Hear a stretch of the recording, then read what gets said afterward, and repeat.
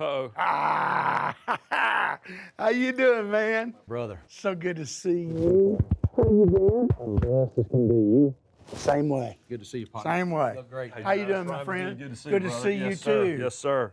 Thanks for making time for Please. us. Thank you. My pleasure.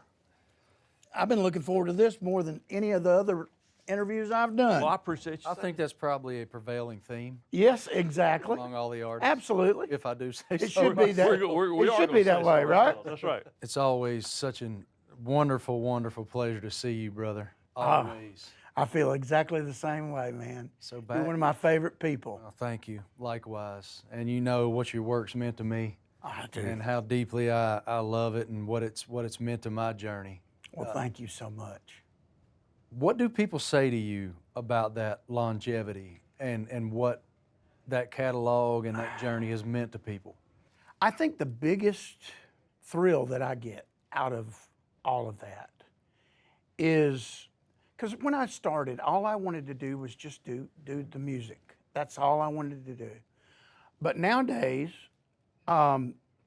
younger artists that are just getting started, or some of them that have been around for, a few years, not as long as I have, but a few years, they all mention my name in interviews and when they talk about, the stuff that they grew up on, the stuff they listened to when they were kids.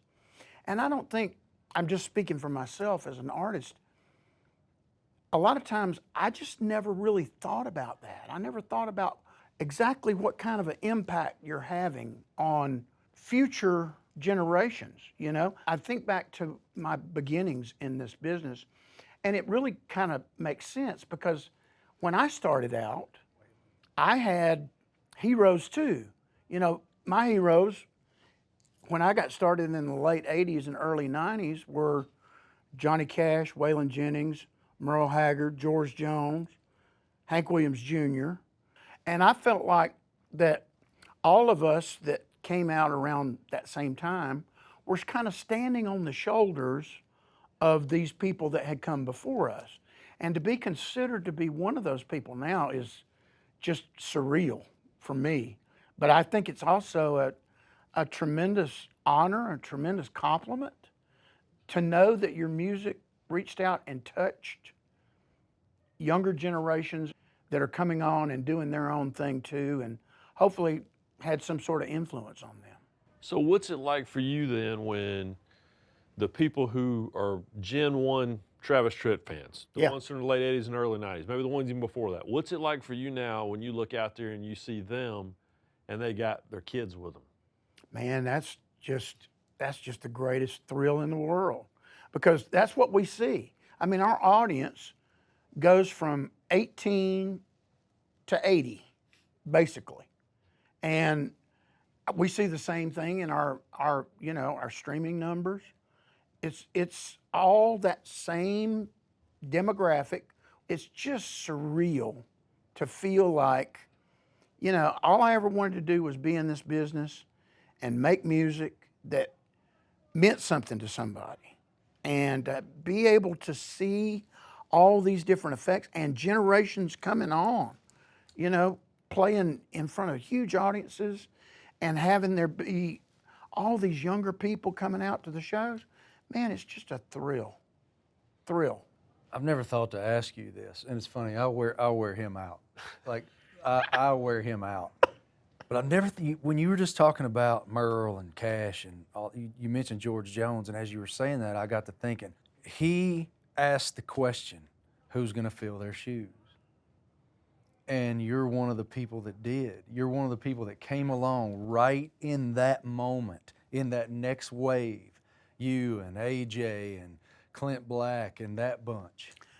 Well, I'll be honest with you, man. In my opinion, I don't think there's anybody that will ever live that could fill George Jones's shoes. He was so innovative and so different and so unique. And the same thing about Cash, same thing about Waylon, same thing about all these guys that were, there was something unique about them that I don't think we'll ever see again. I appreciate you saying that, but I'll be honest, I don't feel qualified to be put in that kind of a category. Obviously, he was a foundation piece. All of those guys were foundation pieces to all of this, to what all of this has become. Oh yeah. But man, that group that came in when you came in was such a, you talk about evolving the genre and the format and growing it in a way that reached so many new people, because you put driving the country. Well, sure. And that was hard because a lot of people that you were answering to. Oh, I got a major pushback from a lot of people in this town. The first 3 singles, which were all, big single. First single was Country Club, which was number 9. That got me in the door. And then when we did the album, it was the second single was I'm Gonna Be Somebody. Oh. And then the third single was Help Me Hold On. God. And those first, Like, come on, man. those We first call 3, that a heater, Travis. We Well, call see- that being on a heater. But see, the deal was the first 3 singles, man, they loved me, or at least seemed to. Yeah. But I got to that 4th one, which was Put Some Drive in Your Country. And I know this sounds very strange to young people listening to this or watching this. I know this sounds completely foreign to you. But back in those days, if you had anything that sounded like a rock and roll guitar or anything with distortion on it that could be confused with being on a Leonard Skinner record or a Aerosmith record or a, God forbid, a AC/DC record, they hated that. Not only did they hate it in Nashville, they hated it at the radio stations all across the country, refused to play it. And man, it just seemed like at that particular moment, they loved me for those first 3 singles, and then all of a sudden, they hated me. They turned on me, and I would hear it on the radio. I'd be listening to the radio, going from place to place, and I'd hear some disc jockey saying, well, have you heard the latest about Travis Tritt? This latest single he's come out with, we don't even know what it is, but it certainly isn't country, da da da da da. And man, they were just trashing me left and right. And all these country music magazines that were popular at the time, they would write things about, well, they were trying to put me in an envelope. We don't know what he is. He's a renegade. He's a rebel. He's a nonconformist. And then they finally hit on one that they really seemed to stick on. They hit on, oh, we know what he is. He's an outlaw. Yeah. And man, that was really starting to weigh on me until I met Waylon Jennings. And Waylon Jennings said, you still selling records? Yes, sir.